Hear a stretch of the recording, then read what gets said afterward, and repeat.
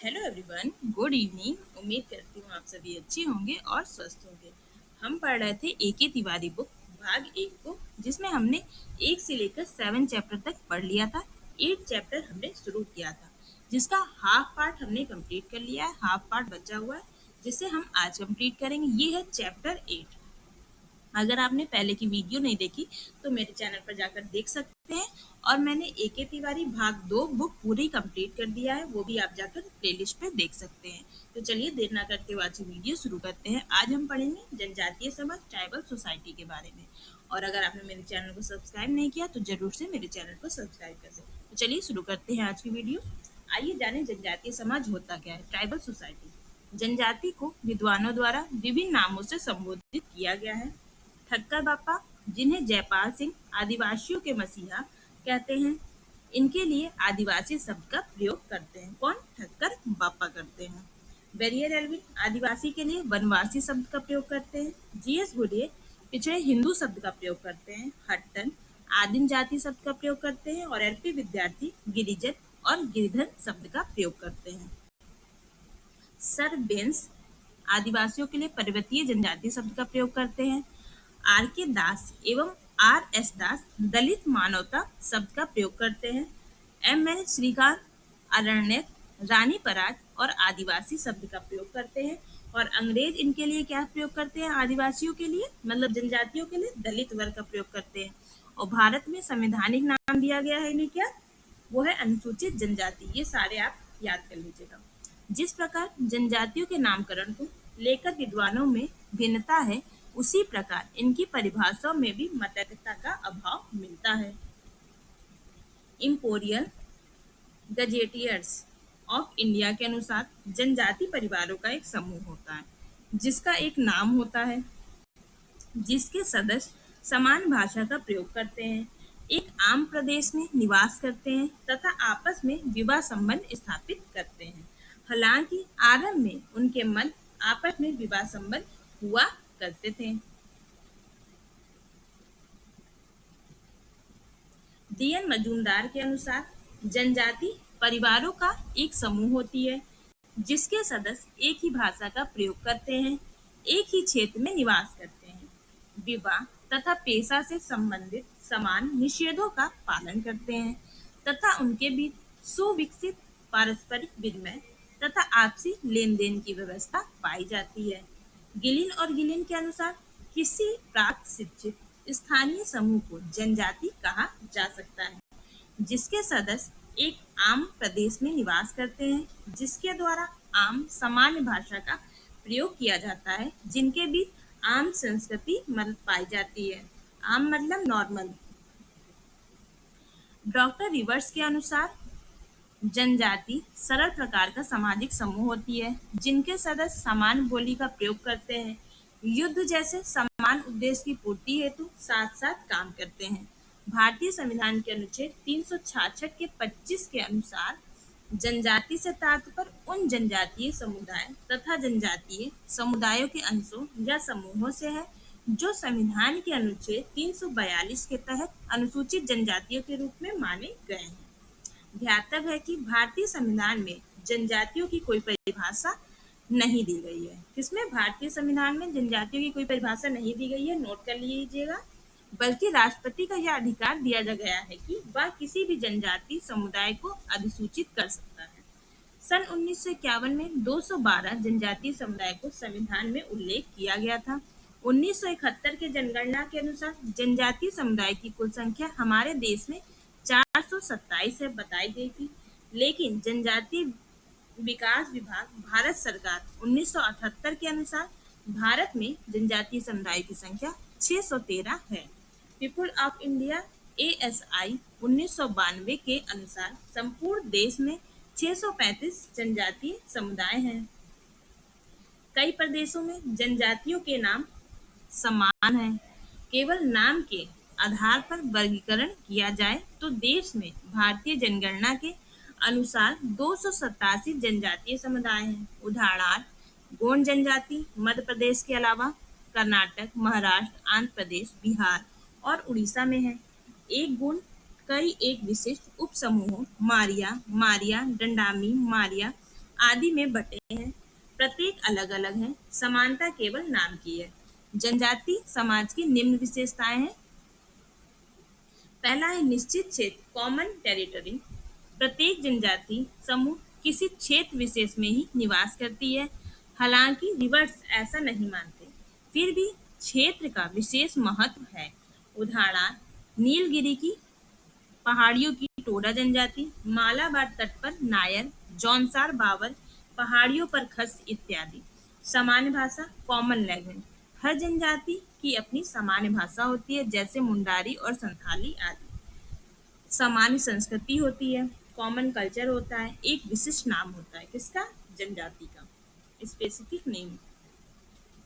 अंतर विवाह समूह एंडोगेमस ग्रुप होता है, सामान्य निषेध होता है, कॉमन टैबूज में होता है। राजनीतिक संगठन पॉलिटिकल ऑर्गेनाइजेशन, जनजातियों में राजनीतिक संगठन के रूप में नातेदारी व्यवस्था, किनशिप सिस्टम या बुजुर्गों की समिति कार्य करती है।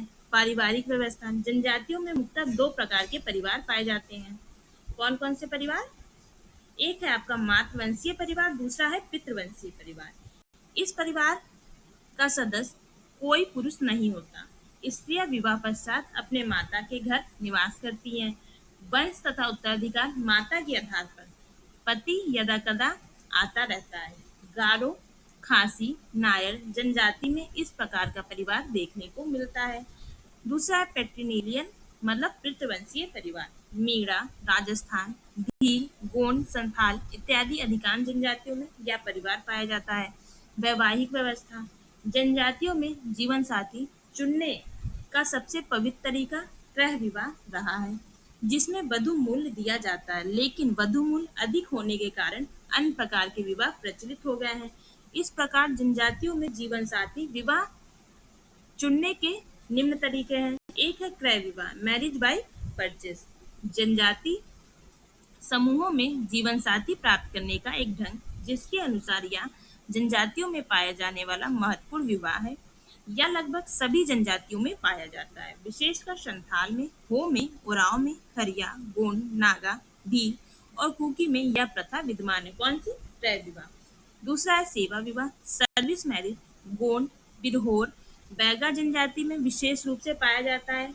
गोंड लोग सेवा देने वाले व्यक्ति को लमनई और बैगा लोग इसे लमसेना कहते हैं। किसे, सेवा देने वाले को गोंड लोग कहते हैं लमनई और बैगा लोग कहते हैं लमसेना। राक्षस या हरण विवाह, मैरिज बाय कैप्चर। गोंड जनजाति का हरण विवाह कोसियोथुर कहलाता है। इसके अलावा संथाल, मुंडा, भूमि, भील, नागा, हो, खरिया, बिरहोर इत्यादि जनजातियों में पाया जाता है। परस्पर सहमति तथा सहपालन विवाह, एल्कोमेट मैरिज। हो जनजाति में इस प्रकार का विवाह को राजी खुशी विवाह कहते हैं। भील जनजाति में सहपालन सहपलायन विवाह पाया जाता है। विनिमय विवाह मतलब एक्सचेंज मैरिज उत्तर प्रदेश की अधिकांश जनजातियों में, मध्य प्रदेश की गोंड जनजाति में प्रचलित है। गोंड जनजाति में इस प्रकार के विवाह को दूध लौटावा विवाह कहते हैं। सहोदरत विवाह इसी प्रकार का विवाह है। परिवीक्षा विवाह, प्रोबेशन मैरिज, यह मणिपुर की कुकी जनजाति में विशेष प्रचलित है। हठ विवाह, ये उरांव, बिरहोर, कमार, मुंडा, हो जनजाति में प्रचलित है। हो जनजाति में इसे अनादर विवाह भी कहते हैं। उरांव इसे निर्लोक कहते हैं। परीक्षा विवाह, ट्रायल मैरिज, कई जनजातियों में यह पाया जाता है कि पत्नी प्राप्त करने के पूर्व लड़के को अपने साहस तथा शौर्य का प्रदर्शन करना होता है। भील जनजाति में पाया जाने वाला गोल गधेड़ो नामक नृत्य इस प्रकार के विवाह का स्वरूप है। उसी प्रकार खासी जनजाति का लुइया सुइया को परीक्षा विवाह ही माना जाता है। नागा जनजाति में विवाह योग्य व्यक्ति को नरमुंड को गले में माला के रूप में धारण कर ले अपने शौर्य का प्रदर्शन करना होता है। वैसे मुख्यतः विवाह को तीन भागों में विभाजित किया जाता है। एक है एक विवाह मतलब मोनोगेमस, इसमें एक स्त्री व एक पुरुष के बीच विवाह होता है। इस प्रकार के विवाह में एक समय में संबंध एक से ही हो जाता है। संथाल, मुंडा, हो, भील, उरांव आदि अधिकांश जनजातियों में पाया जाता है। विवाह के दो प्रकार हैं, एक है क्रमिक एक विवाह सीरियल मोनोगेमी। इस प्रकार के विवाह में एक समय में एक ही संबंध होता है, परंतु वह किसी एक को छोड़कर मृत्यु के बाद दूसरे से विवाह कर लेता है। दूसरा है एकल विवाह मतलब स्ट्रेट मोनोगेमी। एकल विवाह में केवल एक स्त्री का विवाह एक ही पुरुष से होता है। किसी एक की मृत्यु के बाद ही वह दूसरा विवाह भी नहीं कर सकता। किसमें? एकल विवाह में।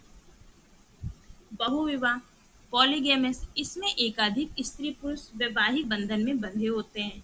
यह मुख्यतः दो प्रकार का होता है। एक है बहुपति विवाह मतलब पॉलीएंड्रस, इसमें एक स्त्री के कई पति होते हैं। यह विवाह भी दो प्रकार का होता है।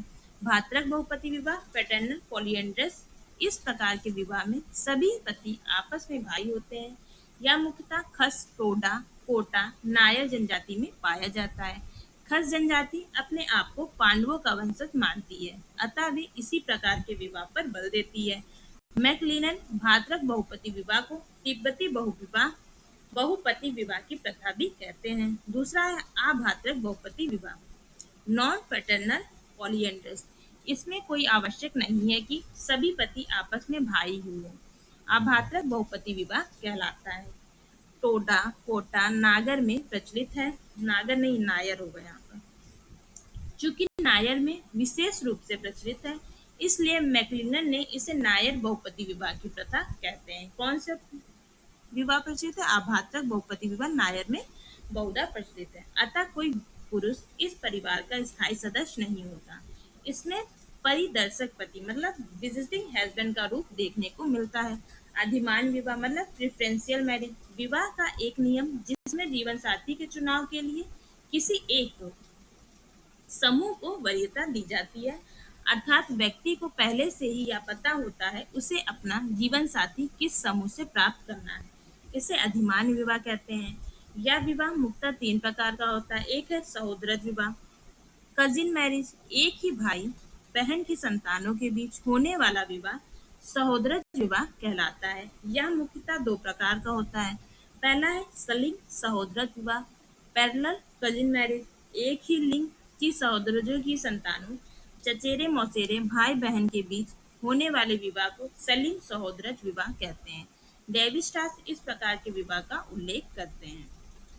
यह प्रमुखता अरब लोगों तथा मुस्लिम धर्मावलंबियों में पाया जाता है। बिलिंग सहोदरज विवाह क्रॉस कजिन मैरिज, टाइलर द्वारा इस प्रकार के विवाह का उल्लेख किया गया। इसमें विषमलिंगीय सहोदरजों की संतान ममेरे फुफेरे भाई बहन के बीच विवाह होता है। इस प्रकार के विवाह के दो प्रमुख रूप प्रचलित हैं। पिता की बहन बुआ के लड़के तथा माँ के भाई मामा की लड़की के बीच विवाह को वरीयता दी जाती है। विवाह को मातृपक्षीय बिलिंग सहोदरज विवाह कहा जाता है। इसके विपरीत जहाँ माँ के भाई मामा के लड़के और बुआ की लड़की के बीच विवाह को वरीयता दी जाती है, तो यह पितृपक्षीय बिलिंग सहोदरज विवाह कहलाता है। नेक्स्ट है देवर विवाह भाभी विवाह, जिसे कहते हैं लेगुरेट। इसमें मृतक पति के छोटे भाई से विवाह संपन्न होता है। भारतीय समाज में निम्न जातियों में विशेषकर पश्चिमी उत्तर प्रदेश हरियाणा के अही जाति में यह प्रचलित है। खोन खरिया संथाल जनजाति यह विवाह पाया जाता है। नेक्स्ट है साली विवाह सोरोरेट, इसमें मृतक पत्नी की बहन से विवाह होता है। कभी कभी अपवाद स्वरूप संतान प्राप्ति के लिए भी इस प्रकार का विवाह होता है। गोंड खरिया में विशेष रूप से प्रचलित है। बहुपत्नी विवाह मतलब पॉलीगिनी, इस प्रकार के विवाह में एक पुरुष कई स्त्रियों से विवाह करता है। वह स्त्रियां आपस में बहन भी हो सकती हैं और नहीं भी हो सकती हैं। जब स्त्रियां आपस में बहन होती हैं तो ऐसे विवाह को सश्रिक बहुपत्नी सोरोरल पॉलीजिनी विवाह कहते हैं। नागा गोंड बैगा लुसाई जनजाति में पाया जाता है। आर्थिक व्यवस्था इकोनॉमिक सिस्टम, जनजातियों में अपनी भौतिक आवश्यकताओं की पूर्ति के विभिन्न तरीके हैं। जैसे पहला है शिकार करने वाली जनजाति राजी, गारो, कोरबा, बिरहोर, खरिया, जुआंग, चेंजू, कादर, मालापत्रम, ओंगे, जारवा, सेंटिनल, निकोबारी, पलियान, पनियान इत्यादि। ये क्या है? शिकार करने वाली जनजाति है। पहाड़ी कृषि करने वाली जनजाति वो है गोंड, बैगा, गारो, आपा, तानी। ये क्या है? पहाड़ी कृषि करने वाली जनजातियां। समतल भूमि पर कृषि करने वाली जनजाति मतलब जो समतल भूमि पर कृषि करती है वो है ओरांव, संथाल, मुंडा, हो, भूमि। सरल कारीगर जनजाति गुज्जर, किन्नौरी, इरुला, अगारिया। पशुपालक जनजाति टोडा, भैंस पालन, बकरवाल, भेड़ बकरी, गद्दी, जद्दा, मालधारी, शासी, चौपान। लोक कलाकार जनजातियां मुंडू पत्ता, बहुरूपा, कोटा, गोंड। नौकरी तथा व्यापार करने वाली जनजातियां मीणा, मिजो, गारो, नागा, संथाल आदि है। खाद्य संकलन करने वाली जनजाति वो है कादर, भनाड़ी, पनियार। युवागृह डॉर्मिटरी जनजातियों में विद्यमान शैक्षणिक संस्था को युवागृह कहते हैं। इसके सदस्य अविवाहित युवक व युवतियां होते हैं। यह शिक्षा केंद्र है जिसमें अनौपचारिक तरीके से शिक्षा प्रदान किया जाता है। संस्कृतिकरण पश्चिमीकरण के प्रभाव से यह संस्था अपना महत्व खोती जा रही है, जिससे जनजातियों में अनेक प्रकार की समस्याएं उत्पन्न हो जाती हैं। किसी किसी जनजाति में युवक तथा युवतियों के अलग अलग युवागृह होते हैं। कुछ प्रमुख युवागृह निम्नलिखित हैं। एक तरफ दिया है जनजाति और दूसरा तरफ दिया है युवागृह। गोंड गोंड का युवागृह है घोटुल। मुंडा हो बिरहोर का युवागृह है गिटियोरा। उराव का घुमकुरिया और जोंकेरपा। सेमाना उराव और सेमा नागा का ये है घुमकुरिया और जोंकेपरा। और कोन्याक नागा का है मोरंग लड़कों के लिए तथा यो लड़कियों के लिए है क्या है युवागृह। अंगामी नागा के लिए किचकुई युवागृह है। मेमी नागा के लिए इरुच्ची लड़कों के लिए, इलोइची लड़कियों के लिए। भोटिया के लिए युवागृह है रंगभंग और भुइया के लिए धांगर बासा। टोमियान के लिए है बुकू मटूसा ये युवागृह है। और लोहाटा नागा के लिए चंपो युवागृह। गारो के लिए नोक पाते युवागृह है। जुआंग के लिए दरबार है। खासी के लिए चांग युवागृह है। मिकिर के लिए ऋषि मोर है। बोंडो के लिए सोनाली डीगो है। और ओ के लिए आरिच है। और तंगसा के लिए युवागृह है लुपोंग लड़कों के लिए है। और लिकप्यास लूप लड़कियों के लिए है।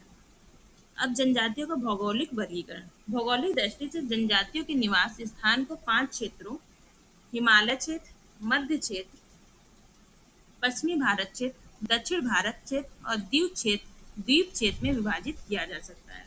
डॉक्टर बिरिजा शंकर गुहा जिन्होंने भारत को प्रजातियों का अजायब घर कहा है, जनजातियों को 3 भौगोलिक क्षेत्रों में विभाजित करते हैं। पहला है उत्तर व उत्तर पूर्व की जनजातियां। इस क्षेत्र में सम्मिलित राज्यों में जम्मू कश्मीर, हिमाचल प्रदेश, उत्तरांचल, असम, मणिपुर, मेघालय, मिजोरम, त्रिपुरा, नागालैंड, अरुणाचल प्रदेश आदि है। इस क्षेत्र की प्रमुख जनजातियों में गद्दी, बकरवाल, राजी, खस, जौनसारी, मिजो, कुकी, नागा, खासी, त्रिपुरी, बोडो, लेप्चा आदि है। मध्य क्षेत्र इस क्षेत्र में गुहा ने मध्य प्रदेश, छत्तीसगढ़, झारखंड, उड़ीसा, बंगाल, बिहार, गुजरात इत्यादि प्रदेशों को सम्मिलित किया। यह क्षेत्र जनजातीय जनसंख्या की दृष्टि से घना क्षेत्र है। यहाँ संपूर्ण जनजातीय जनसंख्या के 50% से ऊपर जनसंख्या निवास करती है। मुंडा, बिरहोर, जुआंग, भूमिज संथाल, उरांव, कुमार, भतरा, भील, गोंड इस क्षेत्र की प्रमुख जनजातियां हैं। दक्षिणी क्षेत्र तमिलनाडु, कर्नाटक, आंध्र प्रदेश, केरला, पांडिचेरी राज्यों को दक्षिणी क्षेत्र माना जाता है। टोडा, कोटा, नायर, कुलियन प्रमुख जनजातियां हैं। भाषाई दृष्टि से जनजातीय समूहों को 2 भागों में बांटा गया है। एक है ऑस्ट्रो एशियाटिक, दूसरा है ऑस्टिक मतलब निषाद परिवार तथा तिब्बतो चाइनीज तथा सिन्नो तिब्बतियन किरात परिवार में विभाजित किया जा सकता है। प्रजातीय दृष्टि से भारतीय जनजातियों को 3 मानव जातीय समूहों जैसे निग्रिटो, प्रोस्टो ऑस्ट्रेलियन और मंगोलायड में विभाजित किया जा सकता है। जनजाति और वन ट्राइब एंड फॉरेस्ट। चूंकि जनजातियां वनों में निवास करती हैं, उनकी संस्कृति वनों पर केंद्रित है, इसलिए वनों का महत्व उनके जीवन में काफी अधिक है। ये वनों का उपयोग अपनी आर्थिक आवश्यकताओं की पूर्ति हेतु करती हैं। उनके इस अधिकार को सरकार द्वारा समय समय पर कानून बनाकर सीमित कर दिया गया है, जिससे अनेक समस्याएं उत्पन्न हो गई। सरकार द्वारा समय समय पर अनेक अधिकार को चुनौती दी जाती रही। वनों से संबंधित तथ्य सर्वप्रथम मध्य भारत के गवर्नर लॉर्ड डलहौजी द्वारा 1855 ईस्वी में एक वन नीति घोषित की गई, जिसमें कहा गया कि वन क्षेत्र में जो भी इमारती लकड़ी के पेड़ हैं वे राज्य सरकार के हैं और उस पर किसी व्यक्ति विशेष का कोई अधिकार नहीं है। इस नीति को अमल में लाने के लिए 1855 ईस्वी में वन विभाग की स्थापना की गई। 1865 ईस्वी में पहला वन कानून बना। 1878 ईस्वी में भी एक कानून बनाया गया जिसके द्वारा जनजातियों को वनों में प्रवेश करने, पशुओं को चराने आदि कामों पर रोक लगा दिया गया। ऐसे कार्य को जुर्म घोषित कर दिया गया। इसके लिए दंड का प्रावधान किया गया। उपयुक्त सारे प्रावधानों में विषमता को देखते हुए सरकार द्वारा भारत की प्रथम वन नीति 1894 घोषित की गई। भारतीय वन अधिनियम 1927 के द्वारा उपयुक्त प्रावधान को और शक्तिशाली बनाया गया तथा संरक्षित कार्यपालिका की व्यवस्था की गई। इसमें राजकीय व भारतीय वन सेवा के अधिकारी, रेंजर्स, फॉरेस्टर्स और वन के चौकीदारों आदि की व्यवस्था की गई। 1935 के भारतीय अधिनियम में वन को राज्य सूची का विषय बनाया गया। कब? 1935 में, जिसे सन 1950 में लागू भारतीय संविधान में भी राज्य सूची में भी रखा गया था, परंतु 1976 में 42वें संविधान संशोधन द्वारा इसे समवर्ती सूची में सम्मिलित कर दिया गया है। वर्तमान समय में यह वन समवर्ती सूची का विषय है। राष्ट्रीय वन नीति 31 मई 1952 यह स्वतंत्र भारत की प्रथम वन नीति थी। स्वतंत्र भारत के प्रथम वन नीति वन मंत्री कन्हैया लाल मणिक लाल मुंशी के.एम. मुंशी के नेतृत्व में वन महोत्सव की शुरुआत की गई। स्वतंत्र भारत की प्रथम वन नीति 1952 घोषित की गई। इस नीति में जनजातियों को कोई कानूनी अधिकार नहीं दिया गया, लेकिन कुछ रियायतें सुविधाएं अवश्य प्रदान की गई, जिनके अंतर्गत वे आवश्यक कामों जैसे खेती, पीने पानी आदि के लिए पानी लेने की सुविधा, ईंधन हेतु सूखी लकड़ियां लेने की सुविधा, खेती हेतु नहरों व कुओं की खुदाई की सुविधा, वनों में निःशुल्क पशु चराना, घरेलू व कृषिगत कार्यों के लिए मिट्टी व पत्थर लेने की छूट, घरेलू घरों के निर्माण, उनकी मरम्मत, खेतिहर उपकरणों के लिए लकड़ी, बांस, सरकंडे व बेत आदि प्राप्त करने की सुविधा, संरक्षित जीव समुदाय को छोड़कर मछली व शिकार करने की छूट, वन की भूमि पर कृषि करने की छूट। उपयुक्त रियायतों व सुविधाओं के बावजूद जनजातियों को असंतोष समाप्त नहीं हुआ। वे वनों पर पूर्ण स्वामित्व की मांग करते हैं। इस समस्या के समाधान के लिए यूएन डेबर के नेतृत्व में 28 अप्रैल 1960 में जनजाति व वन से संबंधित अध्ययन के लिए एक आयोग का गठन किया गया। डेबर आयोग का मानना था कि जंगलों की असली मालिक जनजातियां ही हैं, अतः इनको पूर्णतः उसके उपयोग की स्वतंत्रता मिलनी चाहिए, लेकिन सरकार द्वारा डेबर आयोग की सिफारिश को अस्वीकार कर दिया गया। 1980 ईस्वी में डीबी राय बर्मन के नेतृत्व में पुनः एक समिति का गठन किया गया, जिसने भी डेबर आयोग की सिफारिश को उचित ठहराया और जंगल जनजातियों को सौंप देने की बात कही। इस समिति की सिफारिश को भी सरकार द्वारा अस्वीकार कर दिया गया। सन 1988 में एक नई वन नीति घोषित की गई, जिसमें संयुक्त वन प्रबंधन का उपबंध था। संयुक्त वन प्रबंधन योजना के तहत जंगल से जुड़े सरकारी तथा गैर सरकारी सभी व्यक्तियों को वन विकास व वन प्रबंधन से जोड़ने का प्रयास किया गया। इस प्रकार जंगल की सुरक्षा एवं विकास में स्थानीय लोगों को शामिल किया गया। संयुक्त वन प्रबंधन में महिलाओं की भागीदारी पर भी विशेष बल दिया गया। बीके राय बर्मन भारत के प्रथम मानव शास्त्री, जिन्होंने बंगाल और भूटान की सीमा पर निवास करने वाली टोटो जनजाति का अध्ययन किया। आपके अनुसार किसी भी जनजाति के अध्ययन के लिए सेतु और प्रतिरोधक, ब्रिज और बफर की अवधारणा का प्रयोग किया जा सकता है। बर्मन भारतीय जनजाति को विकास के आधार पर 6 भागों में विभाजित करते हैं। एक है विकास पूर्व अवस्था में जनजातियां, अल्पवर्धित विकास में जनजातियां, विकृत विकास में जनजातियां, असंतुलित विकास में जनजातियां, संतुलित विकास में जनजातियां और गतिशील विकास अवस्था में जनजातियां।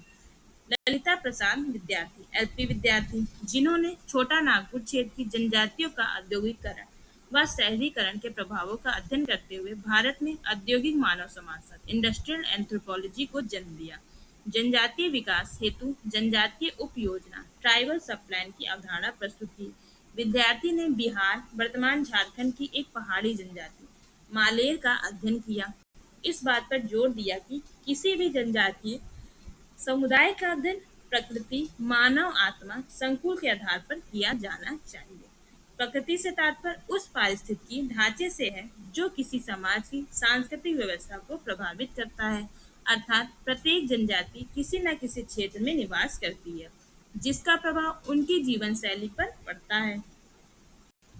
मानव से तात्पर्य जनजाति विशेष में परिवार, विवाह और नातेदारी की व्यवस्था से है। आत्मा से तात्पर्य उस जनजाति में विद्वान देवता से है, जैसे मलेर में गोसैया नामक देवता हैं। विद्यार्थी ने पवित्र नगरी गया के अध्ययन द्वारा पवित्र संकुल सैक्रेड कॉम्प्लेक्स की अवधारणा को विकसित किया। पवित्र संकुल में 3 तत्वों को विद्यार्थी ने संकलित किया। कौन कौन से? धार्मिक भूगोल, धार्मिक प्रतीक और धार्मिक विशेषज्ञ। इनकी महत्वपूर्ण रचनाएं हैं the sacred complex of Hindu गया 1961 में आई थी, द मलेर 1963 में आई थी, symposium on the sacred complex in India 1974 में आई थी, the sacred complex of Kashi 1978 में आई थी। मोस्ट इंपॉर्टेंट है, लर्न कर लीजिएगा। जनजातियों से संबंधित संवैधानिक प्रावधान। अन्य कमजोर वर्गों के समान जनजातियों के उत्थान के लिए कुछ महत्वपूर्ण संवैधानिक प्रावधान किए गए हैं। अनुच्छेद 330 लोकसभा में इनके लिए सीटों का आरक्षण किया गया। वर्तमान में यह 1971 की जनगणना पर आधारित है। इसके लिए 40 सीटें लोकसभा में सुरक्षित है। अनुच्छेद 332 राज्य विधानसभा में इनके लिए आरक्षण किया गया। विधानसभा में 315 स्थान जनजातियों के लिए आरक्षित हैं। अनुच्छेद 335 सरकारी नौकरियों में आरक्षण का प्रावधान किया गया है। ध्यातव्य है कि आरक्षण का यह प्रावधान प्रारंभ में 10 वर्ष के लिए किया गया था, जो अनेक संशोधनों द्वारा 2010 तक कर दिया गया। आरक्षण का यह प्रावधान जनसंख्या के आधार पर किया गया। वर्तमान में जो आरक्षण लागू है वह 1971 की जनगणना पर आधारित है। चूंकि उस समय जनजातियों की जनसंख्या 7.5% थी, अतः उनके लिए आरक्षण 7.5% लागू है। अनुच्छेद 338 जनजातियों के लिए एक विशेष अधिकारी की नियुक्ति का प्रावधान है, जिसे अनुसूचित जाति जनजाति आयोग कमिश्नर ऑफ SC/ST कहा जाता है। 1990 ईस्वी में 65वें संविधान संशोधन द्वारा इसका नामकरण अनुसूचित जाति जनजाति आयोग कर दिया गया। 89वें संविधान संशोधन द्वारा अनुसूचित जाति तथा जनजाति दोनों के लिए अलग अलग आयोग का गठन किया गया, जिसे क्रमशः अनुसूचित जाति आयोग या अनुसूचित जनजाति आयोग कहा गया। अनुच्छेद 339 से अनुसूचित जनजाति, अनुसूचित क्षेत्रों और जनजातीय कल्याण से संबंधित प्रावधान। इसमें यह प्रावधान किया गया कि संविधान लागू होने के 10 वर्ष पश्चात राष्ट्रपति महोदय एक आयोग की नियुक्ति करेंगे, जो जनजातियों के संबंध में राष्ट्रपति महोदय को सुझाव देगा। इस प्रकार प्रथम अनुसूचित जनजाति आयोग का गठन अप्रैल 1960 में UN डेवन महोदय के नेतृत्व में किया गया। दूसरे अनुसूचित जाति आयोग का गठन 2003 में श्री दिलीप सिंह भुरिया के नेतृत्व में किया गया। भारत में अनुसूचित जाति जनजाति के लिए राष्ट्रीय आयोग का गठन 12 मार्च 1992 को किया गया। अनुच्छेद 164 बिहार, उड़ीसा, मध्य प्रदेश में एक अलग जनजाति मंत्री की नियुक्ति का प्रावधान है। 105वें संविधान संशोधन द्वारा बिहार में अलग जनजाति मंत्री का प्रावधान हटाकर इसके स्थान पर झारखंड व छत्तीसगढ़ से अलग मंत्री का प्रावधान जोड़ा गया है। इस प्रकार 4 राज्यों झारखंड हो गया, छत्तीसगढ़, उड़ीसा और मध्य प्रदेश में जनजातीय मंत्री का प्रावधान है। किसमें? 4 राज्यों में। कौन कौन से? झारखंड, छत्तीसगढ़, उड़ीसा और मध्य प्रदेश में। लर्न कर लीजिएगा। ध्यातव्य है कि जिस क्षेत्र की जनसंख्या 50% से अधिक है तो राज्यपाल की सलाह पर उसे अनुसूचित क्षेत्र घोषित करता है।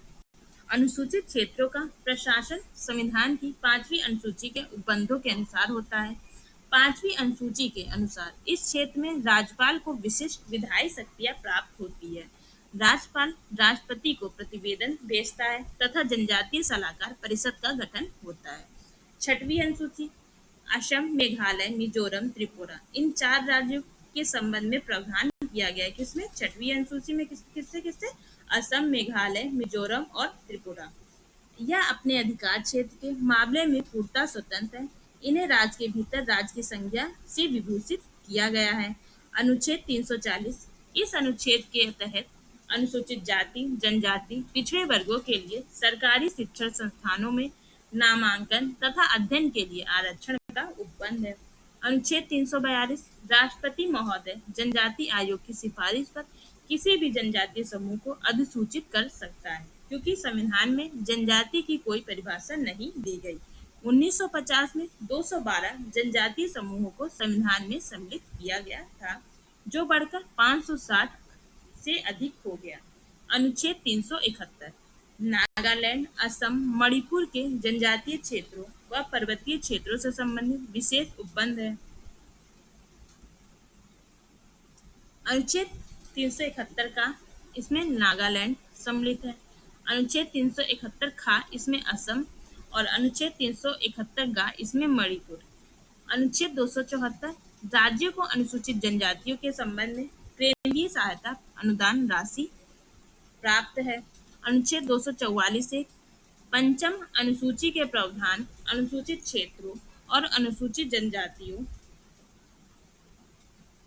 जो किसी भी प्रदेश में हो, असम व मेघालय को छोड़कर लागू किए जाएंगे। अनुच्छेद 275 भारत सरकार की निधि का कुछ भाग अनुसूचित जनजातियों के कल्याणार्थ तय किया जाएगा।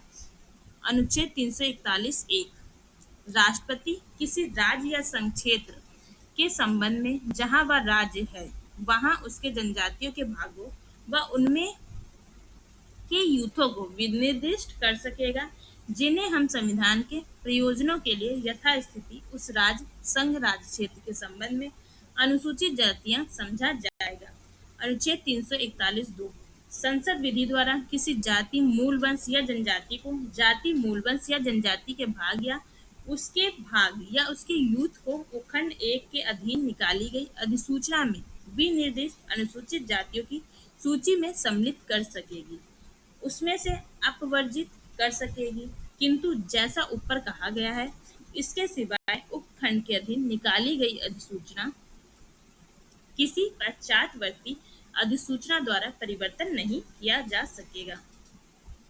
अनुच्छेद 366 का 25 अनुसूचित जनजाति का तात्पर्य उन जनजातीय समुदाय तथा जनजातीय समुदाय के अंशों या समूहों से है जो संविधान के अनुच्छेद 342 के तहत अनुसूचित जनजातियों के रूप में माने गए हैं।